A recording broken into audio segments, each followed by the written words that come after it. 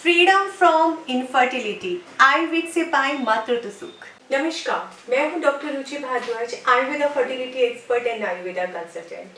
सो आज हम आपके सामने दोबारा एक नए टॉपिक को लेकर आए हैं। सभी का सपना होता है कि जैसे ही उनकी शादी हो जाए तो उन्हें बहुत जल्दी संतान सुख प्राप्त हो जाए। समटाइम्स कपल सोचते हैं कि हम 1-2 साल थोड़ा लेट करें, डिले करें, अभी हमारा करियर का टाइम है या हम एंजॉय करें। बट घरों में जितने बड़े बुजुर्ग होते हैं, दादा नाना, वो सब अपने आपको प्रमोट करना चाहते हैं, दादा नाना बनना चाहते हैं। बट कई केसेस में ये एक समस्या बन जाती है। संतान सुख प्राप्त करना इतना आसान भी नहीं रहता और संतान सुख प्राप्त करने के लिए सबसे ज्यादा जरूरी होता है मेल की एग क्वालिटी, मेल के स्पर्म्स अच्छे होना और फीमेल की एग क्वालिटी, फीमेल का एग टाइमली रप्चर होना और उसमें से एक हेल्दी ओवा रिलीज होना। और इन सारी चीजों को ठीक करने के लिए आपका एग, फीमेल का एग टाइम पे रप्चर होना बहुत जरूरी होता है।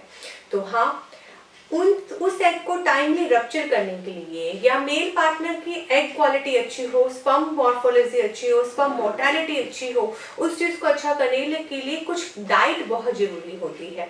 सो आज के इस वीडियो में हम डिस्कस करेंगे, अक्सर जो पेशेंट पूछते रहते हैं, आजकल जो पीसीओडी है, national institute of health and research में के आंकड़े बताते हैं कि फीमेल्स में 10% केसेस जो हैं वो पीसीओडी के आ रहे हैं। यानी कि जैसे ही किसी फीमेल को रिप्रोडक्टिव एज में पीरियड स्टार्ट होता है तो उसको 14 साल की उम्र के बाद ही वो पीसीओडी पेशेंट काफी फीमेल्स में बनना शुरू हो जाती हैं।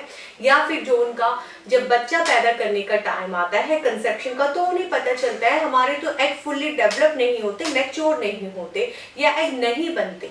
तो हाँ, उन एग को आप कैसे उनकी क्वालिटी को मेंटेन कर सके, इन सारी चीजों को करेक्ट करने के लिए, पीसीओडी ना हो उसको सही रखने के लिए हमें एक स्पेशल डाइट की जरूरत होती है।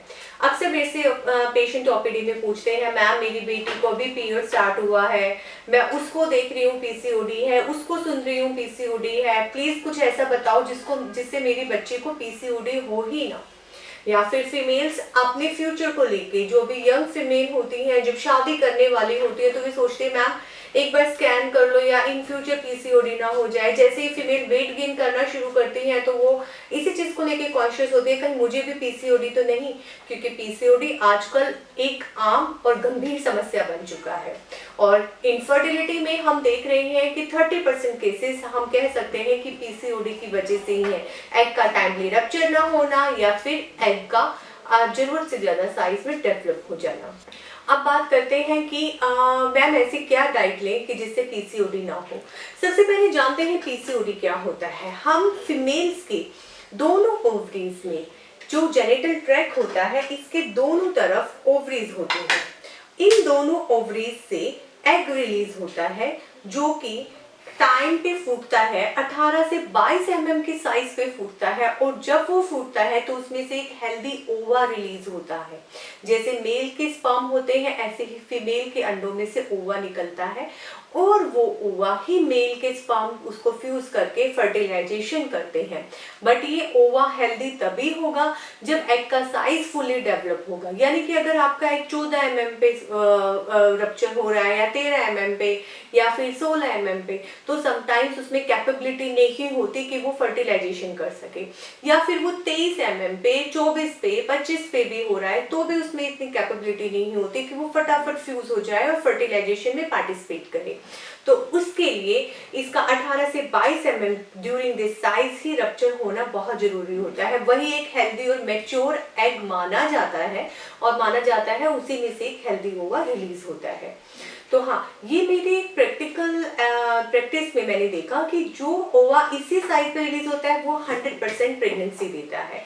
हाँ, समटाइम्स जो ओवा कई बार हमने देखा है कि 16 mm पे भी रिलीज होकर वो प्रेगनेंसी देता है। बट मैंने बताया कि कुछ केसेस में ऐसा है कि साइज मैटर करता है। 18 से 22 mm का होगा तो बहुत अच्छा है। बट हाँ, कुछ केसेस में ऐसा है कि ना कंसेप्शन के ये कारण होते हैं कि एग रप्चर तो हो रहा है बट वो 16 mm पे हो रहा है, 15 mm पे हो रहा है। एग रप्चर हो रहा है बट वो 24 mm पे हो रहा है, 25 mm पे हो रहा है। तो इस एग को की क्वालिटी को कैसे बढ़ाया जाए? जब ये टाइमली रप्चर नहीं होता या फिर अंडा आपका टाइम पे सही साइज में मैच्योर नहीं होता, तो हम उसको बोलते हैं PCOD, पॉलीसिस्टिक ओवरियन डिजीज। यानी कि जो वो एग है वो छोटे छोटे स्मॉल सिस्ट में, पॉलीसिस्ट यानी कि बहुत सारे स्मॉल सिस्ट में ओवरीज की पॉकेट्स में डिपोजिशंस बना लेता है, और उसकी वजह से समटाइम्स फीमेल्स को इरेगुलर पीरियड्स होते हैं, उनको स्कैल्टी साइकिल होती है, या समटाइम्स पीरियड्स में ब्लीडिंग बहुत ज़्यादा होती है, पीरियड्स प्रोलॉन्ग्ड होते हैं, 10 से 15 दिन तक चलते हैं, या फिर कंसेप्शन नहीं होता अगर पीरियड्स रेगुलर भी हैं तो हाँ, हम अपनी बच्चियों का 14 साल की उम्र से 16 साल की उम्र से ही ध्यान देना शुरू कर सकते हैं कि उनको PCOD ना हो। PCOD ना हो तो सबसे पहले तो हमें बच्चे की फिजिकल एक्टिविटी पे ध्यान देना चाहिए।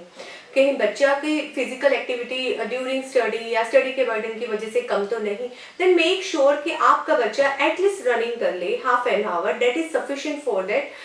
जो एक ग्रोइंग एज है उसके लिए भी बहुत अच्छा है, और वो उसको स्टडीज में भी डिस्टर्ब नहीं करेगा।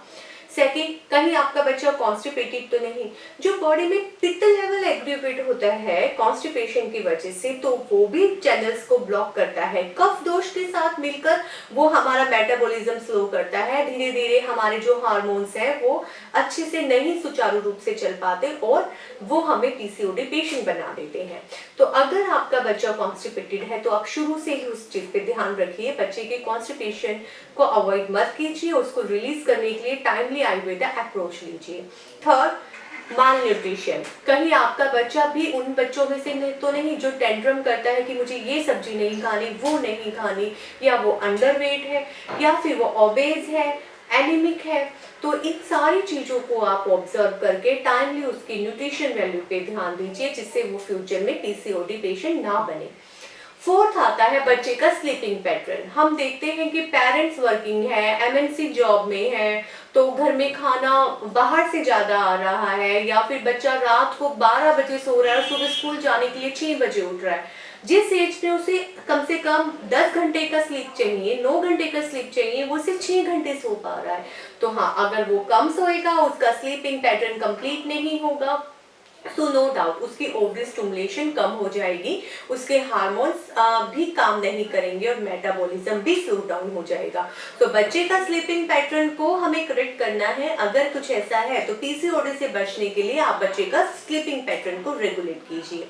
Last but not least, the diet habit. Yes, हम देखते हैं कि आजकल बच्चे बहुत ज़्यादा, स्पेशली जो टीनेजर्स होते हैं, बच्चे बहुत ज़्यादा अट्रैक्ट होते हैं स्पाइसी फूड को लेकर, कुछ ठंडे आइसक्रीम, चॉकलेट, पॉस्चराइज आइटम्स को लेकर, केक, पेस्ट्रीज, बेकरी आइटम्स उनकी डाइट का पार्ट बन चुकी होती है। वो डाइट लेते हैं, junk food, pasteurize, sugar, bakery items, cold freezing food, या फिर खाने में पोटैटो चिप्स, ये चीज़ें ज़्यादा है तला भुना। सो नो डाउट कि एक टाइम पे उनका डाइजेशन वीक होगा, डाइजेशन मेटाबॉलिज्म डिस्टर्ब करेगा, देन अगेन द बच्चा will be prone for the PCOD disease। तो इन सारी चीजों पे आप शुरू से ही ध्यान दीजिए। और हाँ, अगर आपके घर में फीमेल बच्चा है और उसको फेस पे बार बार एक्ने हो रहे हैं, या एक्स्ट्रा ग्रोथ ऑफ हेयर्स हो रहे हैं, या सडनली वो वेट गेन कर रहा है और वो रिप्रोडक्टिव एज में है, पीरियड्स जस्ट स्टार्ट हुए हैं, तो उन चीजों को टाइमली ऑब्जर्व कर एक आयुर्वेदिक डॉक्टर से आप सलाह कीजिए, ताकि फ्यूचर में कोई इश्यू ना आए, वहीं पे प्रॉब्लम शुरू होने से पहले ही हम वहीं पे उसे कंट्रोल कर लें। तो ये सारी चीजें हर पेरेंट्स को जाननी जरूरी है। तो अगर आपको PCOD को लेकर कोई भी डाउट है, या PCOD पेशेंट्स हैं, तो आप हमसे कांटेक्ट कर सकते हैं। धन्यवाद।